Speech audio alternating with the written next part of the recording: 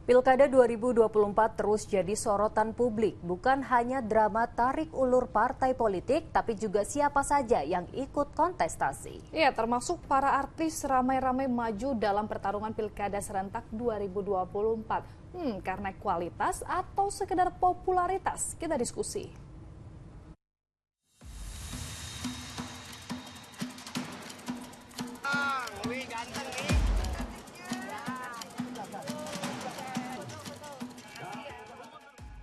Nama-nama tenar ramaikan bursa calon kepala daerah. Ya, nggak cuma politikus kawakan atau jenderal TNI Polri. Calon dari kalangan artis pun juga ramai coba peruntungan. Tapi benarkah punya kapabilitas yang mumpuni atau hanya sekedar ketenaran yang dimanfaatkan demi meraup suara? Yuk selengkapnya kita diskusi.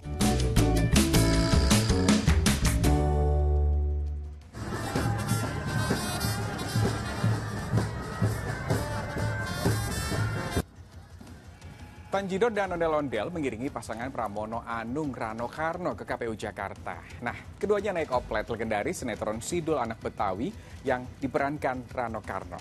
Pernah menjabat Gubernur Banten, Sidul dijagokan sebagai Wakil Gubernur Jakarta.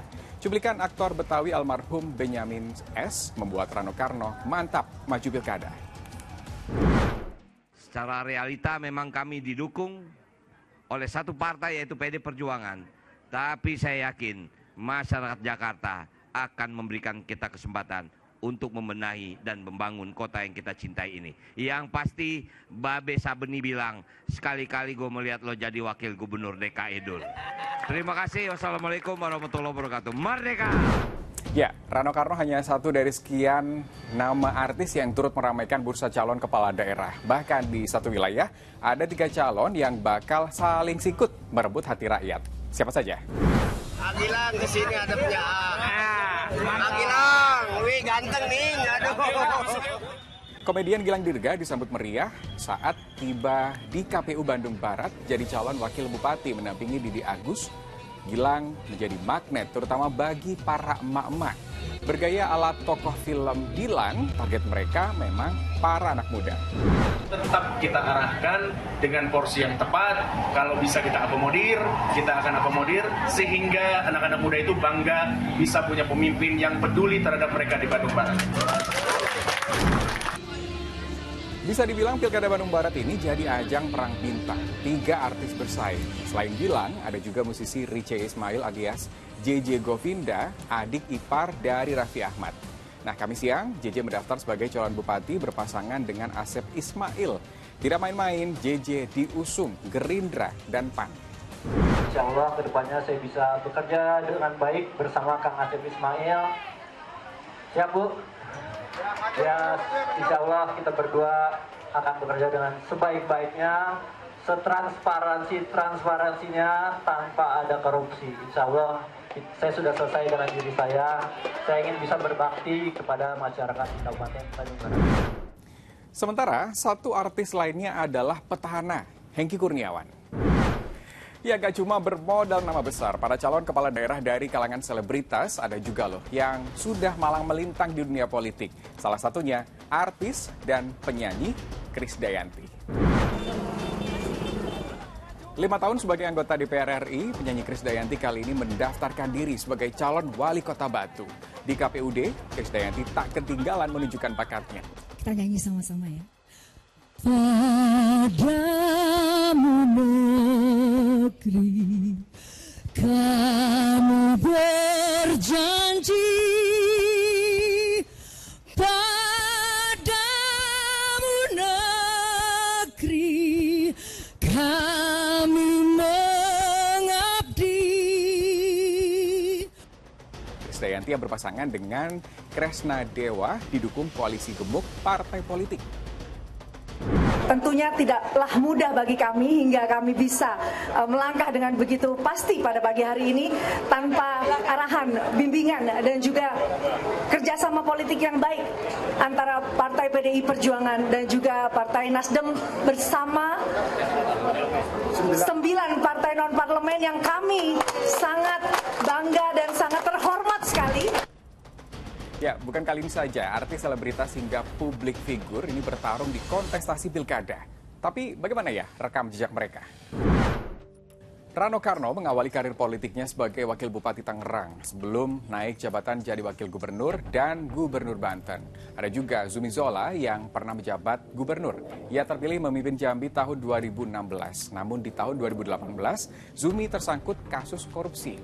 Lalu ada juga Dede Yusuf dan artis senior Deddy Miswar yang pernah sama-sama menjabat Wakil Gubernur Jawa Barat. Nah, di kalangan petahana, ada Wakil Gubernur Jawa Timur Emil Dardak yang kembali maju bersama Khofifah Indar Parawansa, serta Sahrul Gunawan, Luki Hakim, dan Fadia Arafik yang saat ini masih menjabat. Agak sulit kita kemudian mengatakan bahwa kok artis-artis yang jadi sepak terjangnya biasa saja ya. Problemnya adalah kepala daerah dari latar belakang politisi, pengusaha, kalangan religius, mayoritas juga kerjanya biasa-biasa saja. Artinya apa? Ini bukan tentang latar belakangnya. Ini tentang sistem. Baik dalam konteks ketika kita berbicara menuju pencalonan atau proses pemilihan, kita tahu dalam proses pencalonan tidak ada seleksi yang ketat. Kalau sistem pencalonan itu juga sudah melalui meritokrasi yang baik, seleksi yang baik, negara-negara maju, otomatis andai kata pun ada selebriti yang pengen maju, ya selebriti pasti yang mikir dulu kalau saya nggak punya kapasitas, saya akan malu-maluin dan tidak akan lolos. Itu sih poin penting yang harus di-highlight. Ya, lalu benarkah kehadiran artis ini hanya sekedar memanfaatkan ketenaran untuk meraup suara atau mereka ini justru punya kualitas mumpuni sebagai pemimpin? Iya, sebetulnya nggak bisa dipungkiri. Yang pertama dilirik dari mereka itu adalah soal popularitas gitu ya, karena popularitas itu menjadi syarat utama untuk seseorang itu dapat dicalonkan atau tidak gitu. Nah, dengan tingkat popularitas yang begitu tinggi, ya tentu dia punya potensi untuk dimajukan sebagai calon di pilkada ya, di daerah tertentu gitu. Nah, adapun kapasitas dan kapabilitas, ya itu biasanya dicocok-cocokkan saja atau dibesar-besarkan saja dengan punya pengalaman begini, begono, dianggap yang bersangkutan mumpuni lah, bisa lah, dan sebagainya gitu. Sehingga kalau kita berbicara antara popularitas dengan kapasitas, ya orang akan lebih cenderung memilih popularitas dibanding dengan kapasitas. Ya, yang memilih calon kepala daerah tentunya adalah rakyat. Lalu bagaimana masyarakat menanggapi fenomena artis dalam pertarungan pilkada? Setuju-setuju aja, soalnya menurut saya itu kalau misalkan artis menjadi kepala daerah, semua orang itu berhak menjadi kepala daerah, terutama ingin membangun daerahnya menjadi daerah yang lebih baik kan. Jadi mau artis, mau pejabat, orang biasa itu berhak buat menjadi kepala daerah. Sebenarnya sama aja mau artis, public figure, orang biasa atau enggak orang yang punya background politik sebelumnya udah jadi politisi ya. Selama dia punya track record, selama dia punya kapasitas untuk menjadi kepala daerah, menurut saya ya pantas-pantas saja. Harus lihat dulu nih rekam jejaknya baik atau enggak, gimana sih dia selama menjadi public figure ini bisa nggak menjadi contoh yang baik untuk masyarakat gitu aja sih. Yang pertama otomatis popularitas, dan yang kedua dia punya pengalaman nggak di bidang pemerintahan, terus pendidikannya bagaimana. Tanpa melihat latar belakangnya, siapapun jelas berhak menjadi kepala daerah, termasuk artis. Tapi patut diingat, ketika sudah menjabat, waktunya bekerja untuk kepentingan rakyat. Jangan sampai ujung-ujungnya malah berkhianat. Terima kasih sudah diskusi bersama saya, Rusdi Maulana.